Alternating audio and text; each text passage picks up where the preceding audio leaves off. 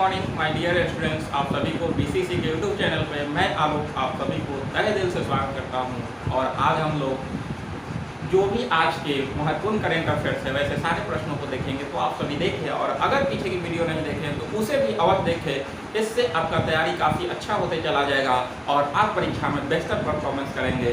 इसलिए देखें और अगर नए हैं तो प्लीज़ क्लास को सब्सक्राइब करें और लाइक शेयर अवश्य करें और इसी के साथ क्लास का आनंद लेते रहें और अपने मेहनत को जारी रखें, क्योंकि आने वाले समय में बहुत सारे महत्वपूर्ण परीक्षाएं हैं उसमें आपका बेहतर प्रदर्शन हो। इसके लिए आप अपना तैयारी जो है वो काफ़ी अच्छे से करें। तो आइए आज के जो भी महत्वपूर्ण प्रश्न है वैसे सारे प्रश्नों को हम लोग देखते हैं।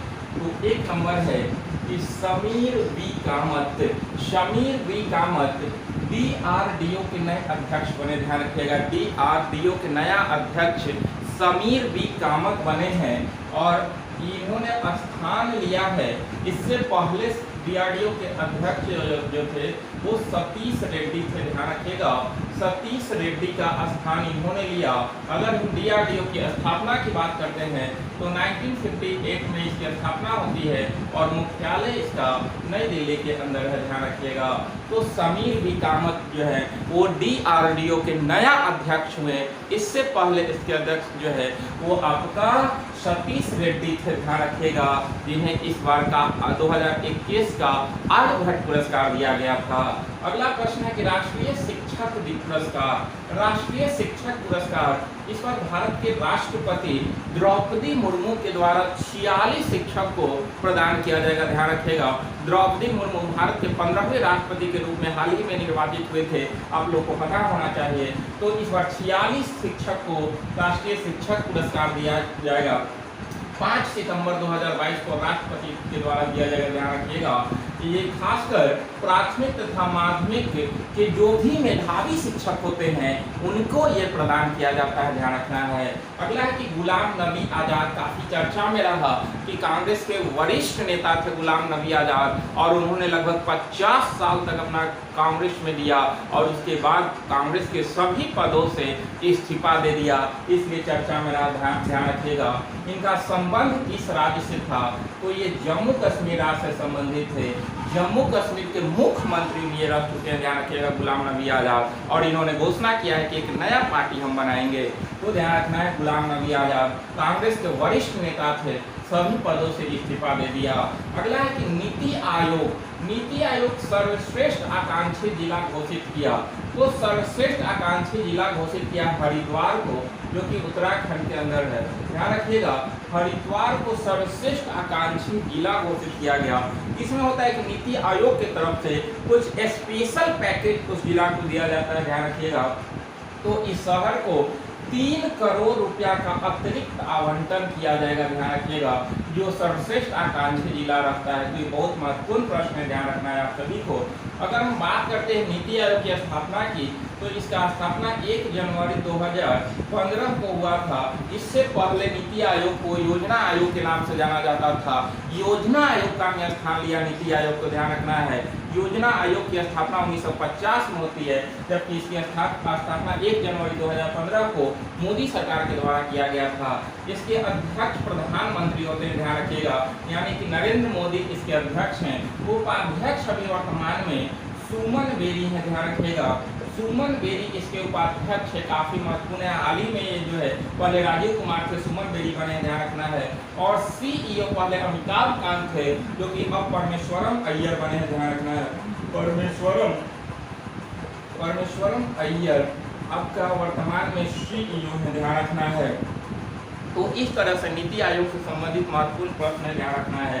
अगला है कि विदेश मंत्री भारतीय दूतावास का उद्घाटन किया पराग्वे में। अभी हाल ही में जो है वो विदेश मंत्री जयशंकर प्रसाद का जो है वो आपका पराग्वे दौरा था, उसी में जो है भारतीय दूतावास का उद्घाटन किया है पराग्वे में। और वहीं पर हम देखे थे पिछला क्लास में भी कि महात्मा गांधी की मूर्ति का भी अनावरण पराग्वे के अंदर किया था इन्होंने, जो कि एक दक्षिणी अफ्रीकियाई कंट्री है। ध्यान रखना है। अगला है कि यूनेस्को शांति पुरस्कार 2022 किसे दिया गया तो एंजेला मर्केल को दिया गया, जो कि जर्मनी के पूर्व चांसलर थे। बहुत जो है वो महत्वपूर्ण प्रश्न है। जर्मनी के पूर्व जो है वो चांसलर एंजेला मर्केल, इन्हीं को यूनेस्को शांति पुरस्कार खासकर शरणार्थियों को स्वागत हेतु यह पुरस्कार दिया गया, यानी कि जो भी लोग जो है कष्ट से गुजर रहे थे उन्हें अपने यहाँ जगह दिया था, इसलिए यूनेस्को शांति पुरस्कार से इन्हें नवाजा गया है।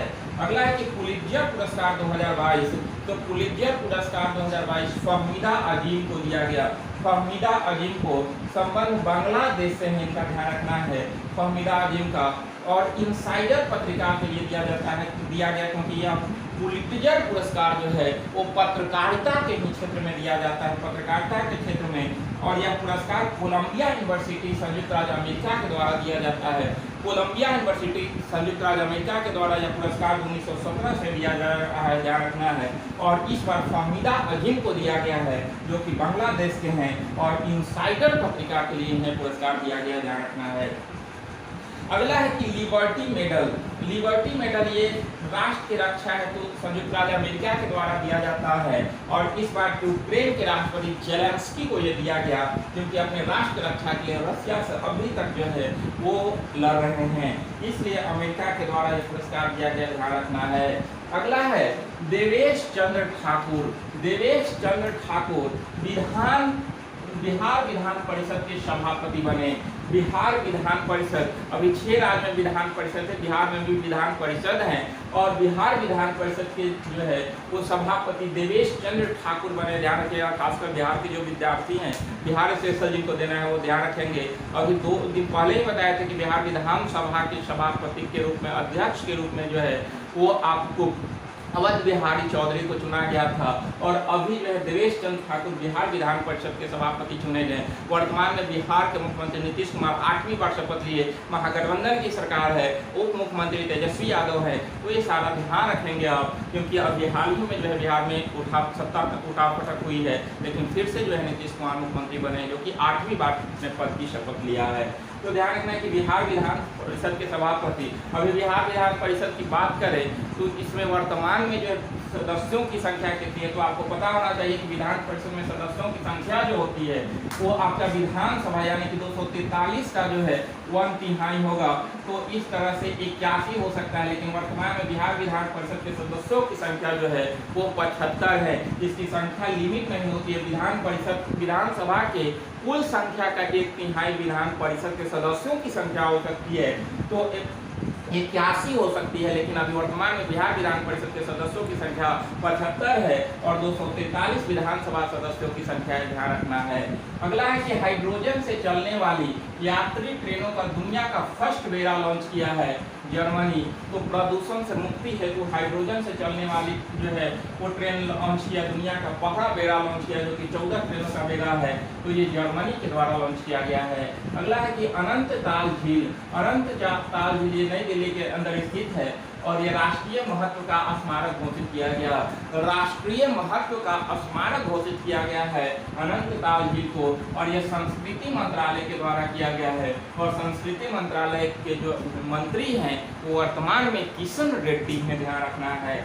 राजा अनंत पाल के नाम पर जो है इसकी नाम रखा गया था, क्योंकि आपको पता होना चाहिए कि दिल्ली की स्थापना तोमरों ने किया था, अनंत पाल तोमर ने, और उन्हीं के नाम पर जो है इसका नाम जो है वो अनंत ताल झील रखा गया है। अगला है कि अंतर्राष्ट्रीय फिल्म फेस्टिवल शिमला में हुआ, जो कि 8वां है। 17 देश के 86 फिल्म इसमें भाग लिया, और उद्घाटन इसका हिमाचल प्रदेश के मुख्यमंत्री जयराम ठाकुर के द्वारा किया गया। अगला है कि राष्ट्रमंडल संसदीय सम्मेलन, तो ये कनाडा में हुआ राष्ट्रमंडल संसदीय सम्मेलन, ये 65वां राष्ट्रमंडल संसदीय सम्मेलन था, कनाडा में हुआ है, ध्यान रखिएगा।